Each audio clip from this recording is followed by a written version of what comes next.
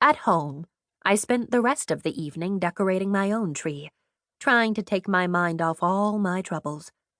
I didn't know what I'd do if I couldn't drum up some business.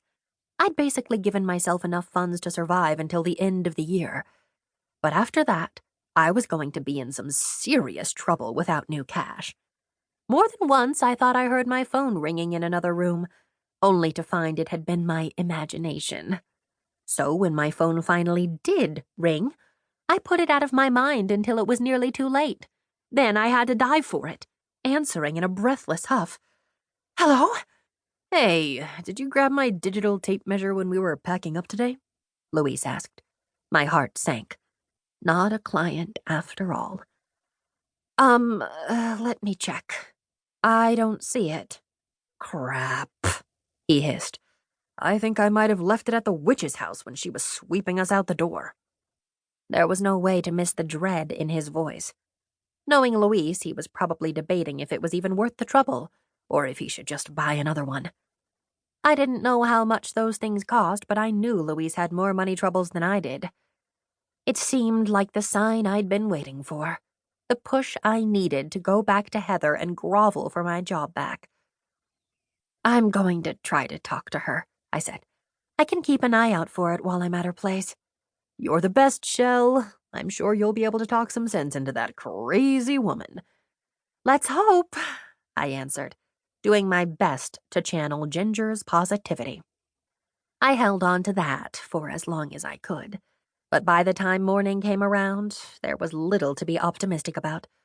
I'd gotten out of my marriage with Josh because I was sick of bending over backward to make an unreasonable person happy. Now I'd gone to school for a few years and picked up a bunch of debt just to keep doing the same thing with a different person. But I had no choice at this point. Heather had me backed into a corner, and I'd have to swallow my pride in the name of a paycheck. Better than being homeless, I reminded myself. After an extra cup of coffee, I headed down to Heather's place, rehearsing what I was going to say the whole way. I didn't want to just roll over and accept her abuse, but if I was going to stand up for myself at all, it needed to be in the right way. I had to be smart about it. Heather was the kind of woman who appreciated a little flattery. No one answered when I rang the doorbell. I wasn't sure what kind of hours Heather kept, but it seemed late enough to assume she should be awake. Her car was still in the driveway, so I didn't think she'd gone anywhere. Moving around the perimeter of the front porch, I headed toward the tall wooden privacy fence, hoping to find her gardening in the backyard or pulling more decorations from the storage shed. I didn't see Heather anywhere around, but I did see the side door to her house open, swaying back and forth in the gentle breeze. Lakewood Estates was a safe community, practically crime-free thanks to the gates and Henry keeping a watch from the guardhouse. Still, seeing Heather's door open like that made the hairs on my arms stand on alert. "Hello?"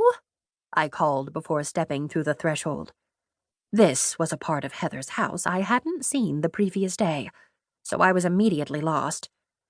"Heather?" I tried again, finding my way to the kitchen. There was still no sign of Heather, her maid, or the kitten Moose. Every step I took made my heart beat a little faster, until my palms were slick and my throat was tight.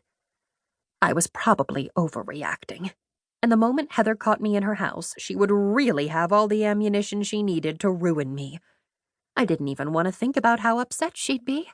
Turning around would have been the smart move, but I'd come far enough that I wasn't sure I knew the way out. The sight of Christmas tree branches gave me my bearing, but the moment I stepped into the familiar room, I stopped. I found Heather, and she wasn't upset that I'd let myself into her house. She was dead. A scream rang through the house. It wasn't mine.